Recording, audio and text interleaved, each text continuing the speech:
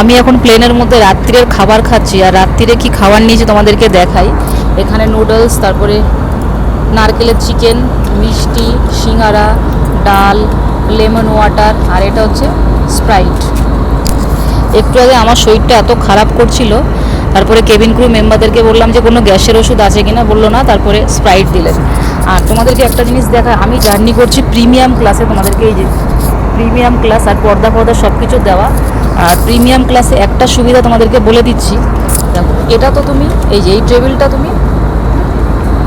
এই টেবিলটা এই ফিচারগুলো তোমরা ইকোনমিতেও পেয়ে যাবে। ইকোনমিতে তোমরা এই জিনিসটা পাবে না, এই যে চার্জিং পয়েন্ট পাবে না। আর এখানে দেখো একটা জিনিস খুব ভালো লাগলো, এটাকে তুলে